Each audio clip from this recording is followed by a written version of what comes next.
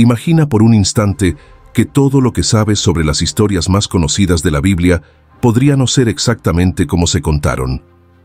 Parece difícil de creer, ¿verdad? Desde pequeños, a menudo aprendemos sobre los eventos bíblicos a través de tradiciones, representaciones artísticas e interpretaciones culturales. Pero todo esto refleja con precisión lo que está escrito en las Escrituras.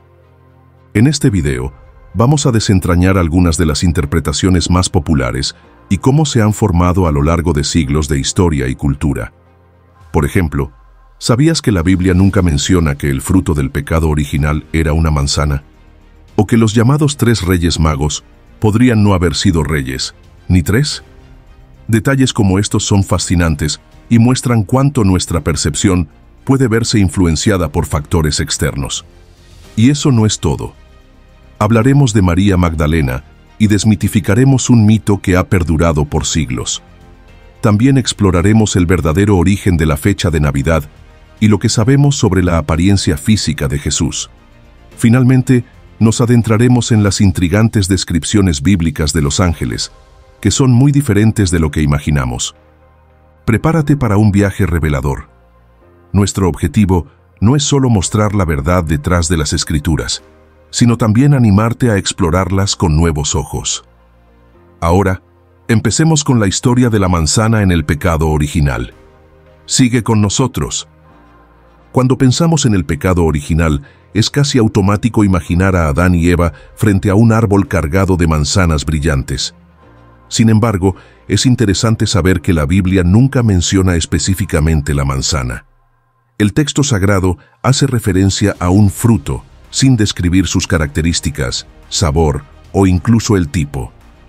La idea de una manzana en el Edén es, en realidad, una construcción cultural que se formó a lo largo de los siglos. El relato de Génesis, capítulo 3, versículos 1 al 6, describe cómo la serpiente persuadió a Eva a comer del fruto prohibido.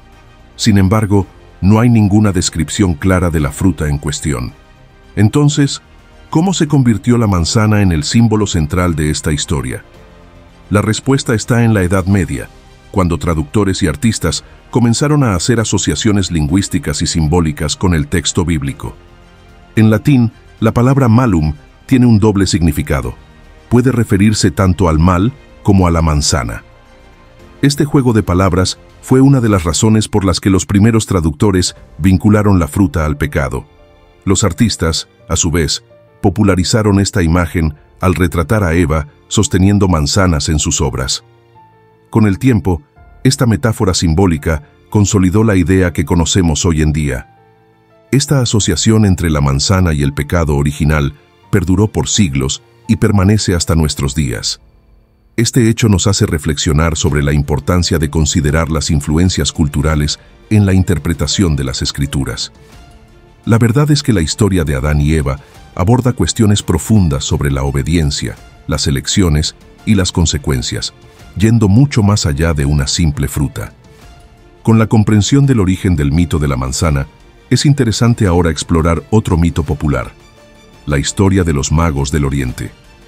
¿Quiénes eran realmente estos personajes y qué nos revela la Biblia sobre sus orígenes? La escena de los 3 reyes magos, montados en camellos y siguiendo una estrella hasta el nacimiento de Jesús, es una de las más conocidas en Navidad. Siempre retratados como figuras majestuosas, con trajes elegantes y regalos de oro, incienso y mirra, estos personajes forman parte de los belenes en muchas casas alrededor del mundo. Sin embargo, la Biblia no menciona que eran 3, ni que eran reyes. La verdad sobre estos personajes es más compleja de lo que las tradiciones populares nos hacen creer. El relato bíblico que habla de los magos está en el Evangelio de Mateo, capítulo 2.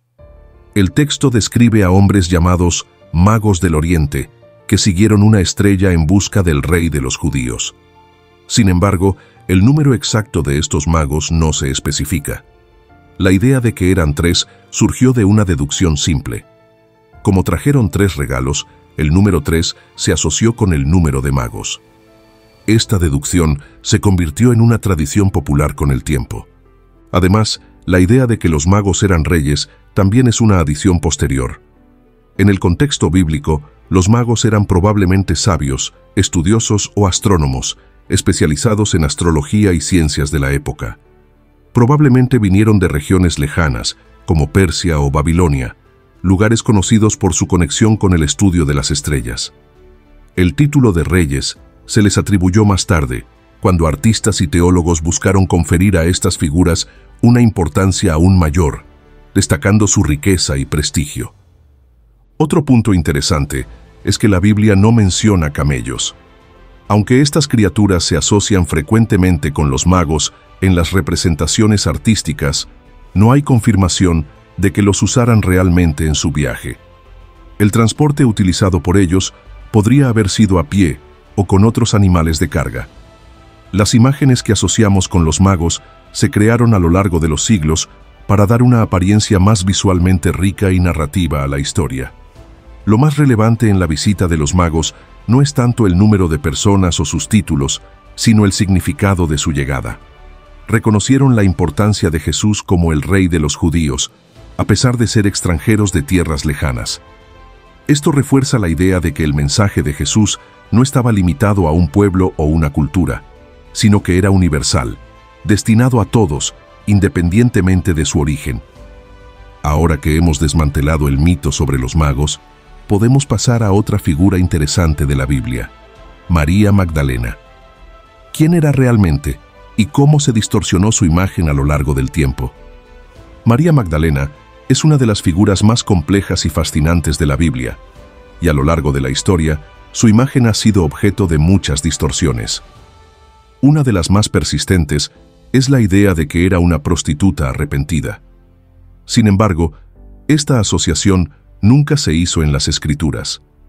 La Biblia presenta a María Magdalena de una manera completamente diferente, como una mujer de fe, que fue una de las seguidoras más fieles de Jesús. En los Evangelios, María Magdalena se describe como una figura importante en el ministerio de Jesús. Estuvo presente en momentos cruciales, siendo una de las pocas que no abandonó a Jesús durante su crucifixión. Además, fue María Magdalena quien tuvo el privilegio de ser la primera persona en presenciar la resurrección de Jesús. En el Evangelio de Juan, capítulo 20, vemos que fue ella quien, al ver a Jesús resucitado, corrió a contar a los discípulos, siendo la primera en anunciar la buena noticia. Este papel central en la historia de Jesús demuestra la importancia de María Magdalena en el cristianismo. La confusión sobre la imagen de María Magdalena como prostituta tuvo su origen en el siglo VI. Durante un sermón, el Papa Gregorio Magno asoció a María Magdalena con la mujer descrita en el Evangelio de Lucas, capítulo 7, que unge los pies de Jesús con aceite y los seca con sus cabellos. Aunque el texto no la identifica por nombre, Gregorio sugirió que esa mujer era María Magdalena, una idea que fue ampliamente aceptada y propagada a lo largo de los siglos. Esta interpretación, sin fundamento bíblico, moldeó la imagen de María Magdalena durante siglos, asociándola erróneamente con una vida de pecado y arrepentimiento. Fue solo en el siglo XX que la Iglesia Católica hizo una revisión oficial de esta visión, reconociendo que María Magdalena era una figura distinta, con gran importancia dentro del cristianismo. No era la mujer pecadora del Evangelio de Lucas, sino una devota seguidora de Jesús, que desempeñó un papel fundamental en los momentos más importantes de su vida. Sin embargo, la reputación de María Magdalena como prostituta aún persiste, especialmente en la cultura popular y en muchas representaciones artísticas, perpetuando una imagen distorsionada que desvía el enfoque de su verdadera historia. La verdadera historia de María Magdalena es un claro ejemplo de cómo las tradiciones humanas pueden distorsionar y oscurecer el verdadero mensaje de las Escrituras. Su vida fue un testimonio de devoción, fe y valentía. Ella fue una de las mujeres que más se dedicaron al seguimiento de Cristo, y su trayectoria ofrece una lección importante sobre la necesidad de mirar las Escrituras con más cuidado, distinguiendo lo que es tradición de lo que realmente se enseña en la Biblia. La historia de María Magdalena nos invita a reconsiderar los estereotipos y a redescubrir la profundidad de su verdadera importancia en el cristianismo. Ahora, al reflexionar sobre las distorsiones de personajes bíblicos, podemos cambiar el enfoque a una cuestión aún más amplia y fundamental: la fecha de nacimiento de Jesús. ¿Por qué celebramos la Navidad el 25 de diciembre y cuál es el significado de esta fecha para los cristianos de todo el mundo? Cada año, el 25 de diciembre, millones de personas en todo el mundo celebran la Navidad, con sus tradicionales árboles decorados, luces brillantes e intercambios de regalos. Para muchos, esta fecha es uno de los momentos más especiales del año, marcada por fiestas y reuniones familiares. Sin embargo, hay un detalle curioso. La Biblia nunca menciona que Jesús nació el 25 de diciembre. Entonces, ¿cómo se eligió esta fecha como el día oficial de la celebración del nacimiento de Cristo? En los Evangelios no hay ninguna referencia al día exacto o a la estación del año en que Jesús nació. En el Evangelio de Lucas, por ejemplo, leemos que los pastores estaban en el campo, cuidando de sus ovejas de noche, lo que sugiere que el nacimiento pudo haber ocurrido en una época más templada, quizás en primavera. Esta falta de una fecha específica en el texto bíblico hizo que los primeros cristianos no celebraran la Navidad en los primeros siglos de la era cristiana. La ausencia de una fecha festiva se debía en parte a este vacío en la tradición bíblica, pero también a la preferencia por enfocarse en otras fechas, como la Pascua, para conmemorar eventos significativos de la vida de Jesús. Fue en el siglo IV que la Iglesia Católica eligió el 25 de diciembre como la fecha oficial para conmemorar el nacimiento de Jesús. La razón de esta elección está relacionada con un contexto histórico y cultural. El 25 de diciembre ya era una fecha importante para los romanos, que celebraban el Festival del Sol Invictus, la fiesta del solsticio de invierno, marcando el retorno progresivo de la luz después del día más corto del año. Este festival tenía una fuerte conexión con el culto solar, algo ampliamente venerado en la antigua Roma. Al adoptar esta fecha, la Iglesia buscaba una forma de facilitar la conversión de los pueblos romanos al cristianismo, integrando su celebración pagana a la nueva fe. Al hacerlo, los cristianos lograron establecer un vínculo entre el nacimiento de Jesús y el simbolismo del retorno de la luz, ya que Jesús se describe en el Nuevo Testamento como la luz del mundo. Además, existía también la creencia en la tradición cristiana primitiva de que Jesús fue concebido en el equinoccio de primavera que ocurría el 25 de marzo. Este pensamiento se basaba en la idea de que Jesús debía haber sido concebido el mismo día del equinoccio, una fecha simbólica para el renacimiento. Si Jesús fue concebido el 25 de marzo, entonces, 9 meses después, el nacimiento de Jesús ocurriría el 25 de diciembre, reforzando aún más la conexión entre ambas fechas. Esta línea de razonamiento ayudó a consolidar la elección del 25 de diciembre como el día oficial para celebrar el nacimiento de Jesús.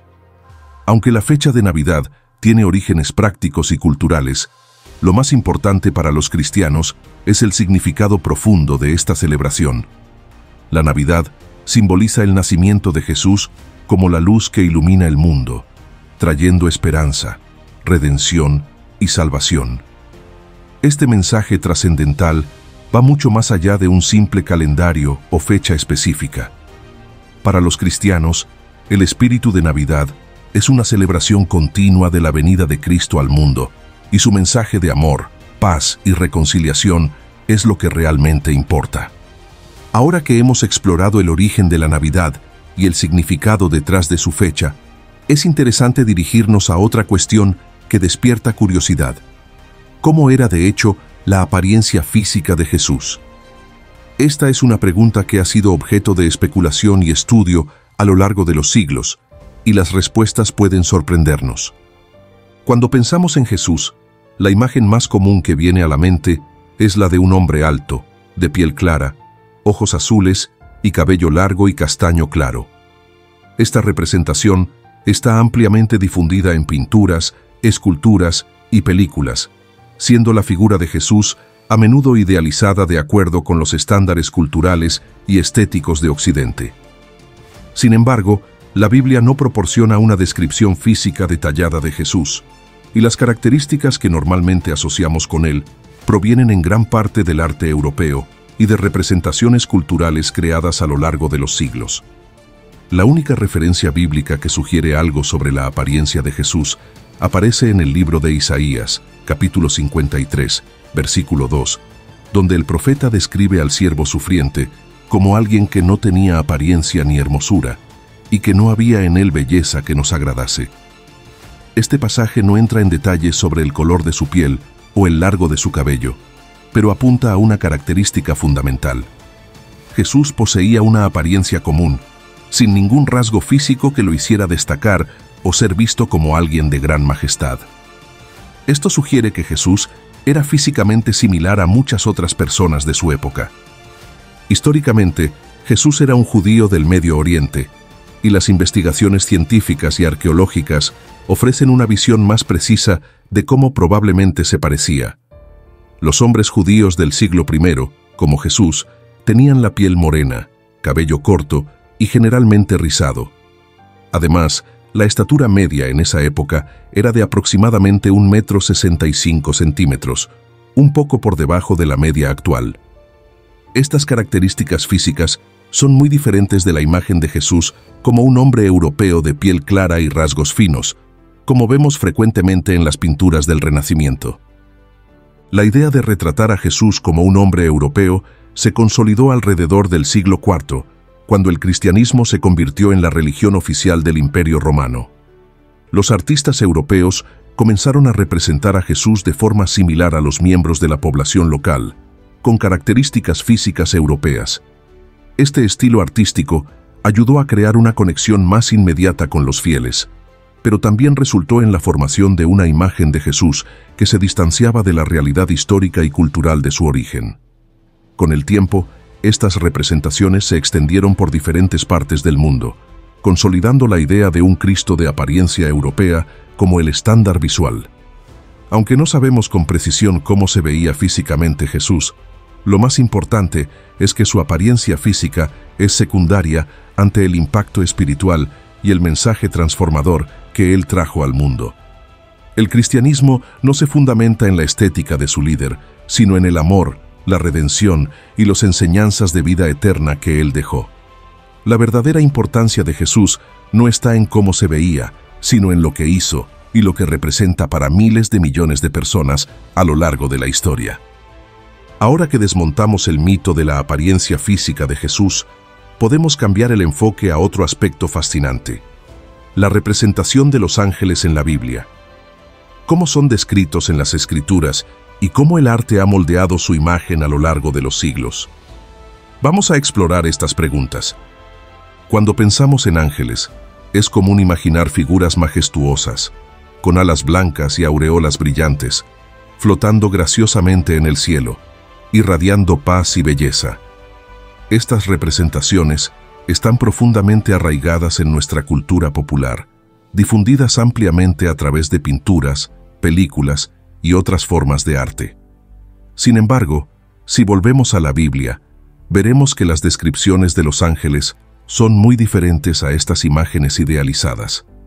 Muchas de las características que asociamos con los ángeles, como sus alas y aureolas, son en realidad fruto del arte religioso y de influencias culturales, y no tienen base en el texto sagrado. En la Biblia, no todos los ángeles son descritos con alas. Por ejemplo, cuando 3 ángeles visitaron a Abraham en el libro de Génesis, capítulo 18, aparecieron como hombres comunes, sin alas ni ningún otro elemento sobrenatural visible.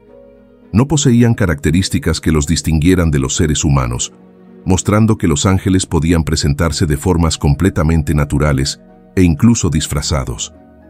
Este episodio nos da una pista de que la visión popular de los ángeles como seres alados puede ser más una construcción cultural que una representación fiel de lo que las Escrituras describen. Por otro lado, hay casos en la Biblia en los que los ángeles, como los querubines y serafines, son descritos con alas. En el libro de Isaías, capítulo 6, y en el libro de Ezequiel, capítulo 10, estos seres celestiales son representados con múltiples caras, alas e incluso con características de gran complejidad, que podrían ser descritas como aterradoras para la comprensión humana. Los querubines, por ejemplo, son retratados como guardianes de lugares sagrados, y no como las figuras tiernas y amigables que frecuentemente vemos en las representaciones populares. En cuanto a las aureolas, la Biblia no hace referencia a este símbolo. La idea de la aureola, asociada a la santidad y la proximidad con lo divino, se originó en el arte religioso. Los artistas cristianos, influenciados por representaciones de deidades en culturas paganas anteriores, comenzaron a usar la aureola como un símbolo para indicar una conexión especial con Dios. Este símbolo se incorporó progresivamente en las representaciones de santos y ángeles, convirtiéndose en una característica común en representaciones artísticas, pero sin base bíblica. Otro mito común sobre los ángeles es que son seres delicados y pacíficos. En realidad, la Biblia describe a los ángeles con una función mucho más compleja y poderosa. En varios pasajes, aparecen como guerreros y ejecutores del juicio divino. Un ejemplo notable está en el libro de Segundo Reyes, capítulo 19, donde el ángel del Señor derrota a un ejército entero en una sola noche. Los ángeles, por lo tanto, no son solo mensajeros o figuras de protección. En muchos casos, también desempeñan papeles de jueces y agentes de la voluntad de Dios en el mundo. Estas diferencias en las representaciones de los ángeles, comparadas con la descripción bíblica, nos muestran cómo nuestra percepción de estas figuras fue moldeada más por el arte y la cultura popular que por la propia palabra de las Escrituras. Aunque el arte ha embellecido e idealizado la imagen de los ángeles, las Escrituras enfatizan su papel como siervos de Dios, cumpliendo sus misiones divinas como mensajeros, guerreros y protectores. Ahora que hemos desmontado otro mito popular sobre los ángeles, podemos reflexionar sobre cómo estas revelaciones pueden transformar nuestra comprensión de la Biblia y la forma en que vemos el mundo espiritual. Al enfocarnos en lo que está realmente escrito, en lugar de basarnos en imágenes creadas por la cultura, somos desafiados a una visión más profunda y auténtica de la fe cristiana y su mensaje. A lo largo de este video, hemos hecho un viaje fascinante por algunas de las historias e imágenes más icónicas de la Biblia, desvelando los mitos que las rodean. Desde el fruto del pecado original hasta las descripciones de los ángeles, hemos tenido la oportunidad de percibir cómo las tradiciones, traducciones e influencias culturales a lo largo de los siglos han moldeado y, a menudo, distorsionado la visión que tenemos de las Escrituras.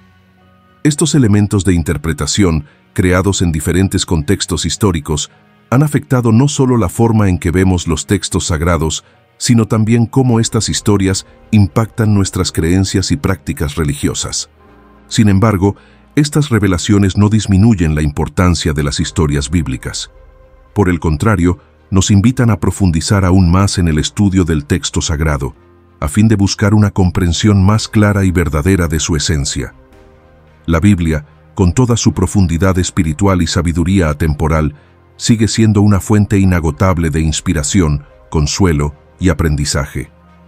Esto, a pesar de las innumerables interpretaciones y añadidos hechos por los hombres a lo largo de la historia. Es esencial, más que nunca, aprender a separar lo que está escrito en las Escrituras de lo que se ha construido a lo largo de los siglos. Este proceso nos ayuda a valorar de forma más profunda la autenticidad del mensaje bíblico, además de permitirnos una reflexión más clara sobre cómo se aplica a nuestras vidas en la actualidad. Lo que realmente importa, al final, no es si el fruto en el jardín del Edén era una manzana o cuántos magos visitaron al niño Jesús, sino el significado profundo detrás de estas historias. Las elecciones que hacemos, la fe que cultivamos y el inmenso amor de Dios por toda la humanidad. Ahora que has conocido la verdad detrás de algunas de estas narrativas, te animo a seguir explorando la Biblia con un corazón abierto y una mente curiosa. ¿Quién sabe cuántos otros descubrimientos, revelaciones y aprendizajes te esperan en las páginas de las Escrituras? Gracias por dedicar tu tiempo a este video. Espero que haya sido esclarecedor e inspirador. Hasta el próximo video, donde seguiremos explorando la riqueza y la belleza de la palabra de Dios.